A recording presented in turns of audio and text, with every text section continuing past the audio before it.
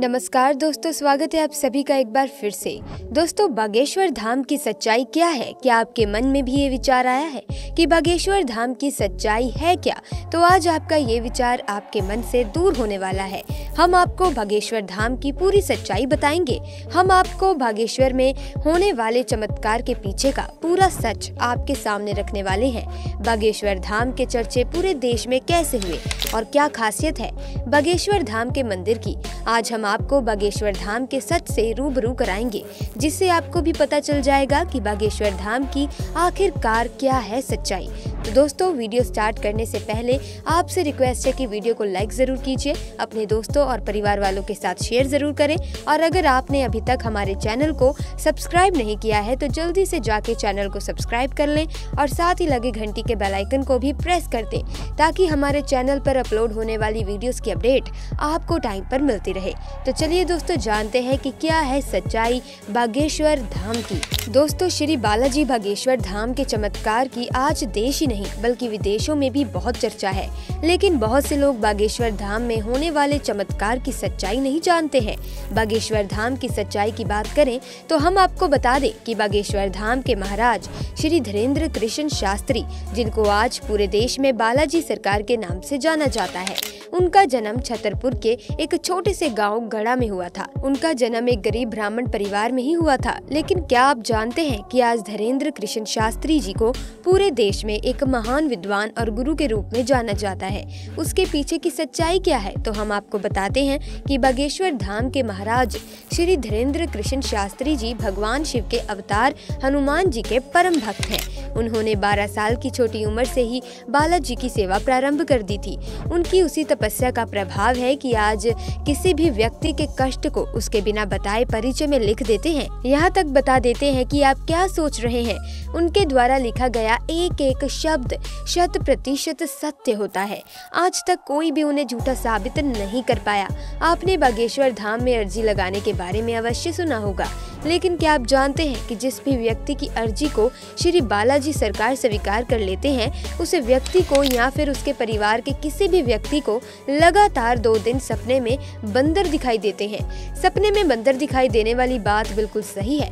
जितने भी लोगों की अर्जी स्वीकार हुई है, उनको सपने में बंदर अवश्य दिखाई दिए हैं। बड़े बड़े न्यूज चैनल वाले बागेश्वर महाराज जी की और उनके दिव्य दरबार की शक्तियों के बारे में जानने के लिए ही वहां पहुंचे, लेकिन बागेश्वर बालाजी सरकार की कृपा से बागेश्वर महाराज जी ने खुद मीडिया वालों की पोल खोल दी और मीडिया वाले अंत में बागेश्वर धाम में नतमस्तक होकर के वापस लौट आए। साथ ही में बागेश्वर बालाजी सरकार से आशीर्वाद लेकर भी आए। बागेश्वर महाराज जी ने बालाजी सरकार की कृपा से हजारों भक्तों का भला किया है और वर्तमान में बागेश्वर महाराज जी विदेशों की यात्रा कर रहे हैं। बागेश्वर बालाजी सरकार की महिमा अपरंपार है। वैसे तो बालाजी सरकार की ऐसी कृपा है कि बागेश्वर धाम में जो भी जाता है वो खाली हाथ नहीं लौटता। बागेश्वर बालाजी उसकी झोली हमेशा भरते आए हैं और भरते रहेंगे।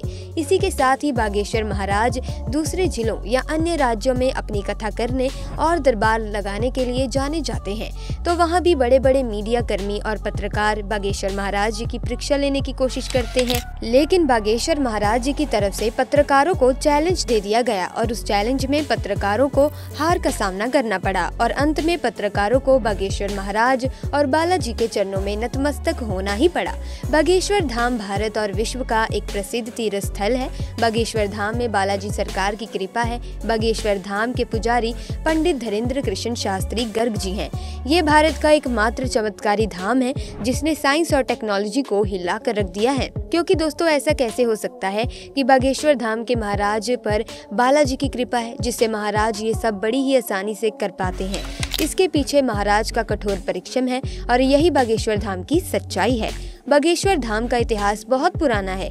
बागेश्वर धाम की सच्चाई या सच ये है, लोगों की मान्यताओं के आधार पर बागेश्वर धाम मंदिर चंदेल कालीन है और सन 1986 में ग्राम वासियों के द्वारा मंदिर का जीर्णोद्धार करवाया गया था और उसके उपरांत ग्राम गढ़ा के बाबा सेतु लाल गर्ग चित्रकूट से दीक्षा लेकर अपने गांव गढ़ा में प्राचीन काल मंदिर पहुंचे। उसके बाद वे राम कथा के साथ साथ झाड़ फूंक का काम करने लगे और इस तरह बागेश्वर धाम चर्चित होने लगा और कई बार विशाल भंडारे के आयोजन किए गए, जिसमें बागेश्वर धाम की लोकप्रियता बढ़ती चली गई। बागेश्वर धाम श्री धीरेन्द्र कृष्ण महाराज का जन्म 4 जुलाई 1996 को गधा मध्य प्रदेश में हुआ। लोग इन्हें महाराज बागेश्वर धाम के नाम से तथा चमत्कारी महाराज के नाम से भी जानते हैं।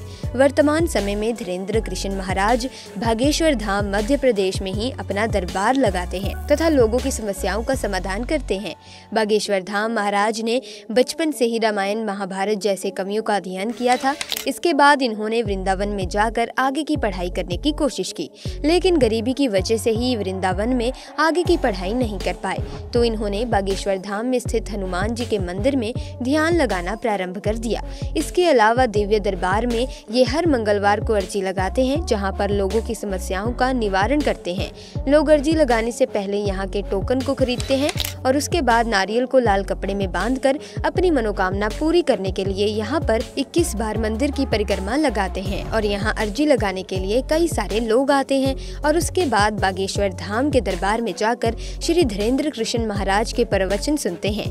बागेश्वर धाम श्रद्धालुओं के लिए आस्था व उनके विश्वास का प्रतीक है। ये बेहद ही पवित्र धार्मिक स्थलों में से एक है, जिसके दर्शन के लिए लोग कई मीलों का सफर तय करके आते हैं।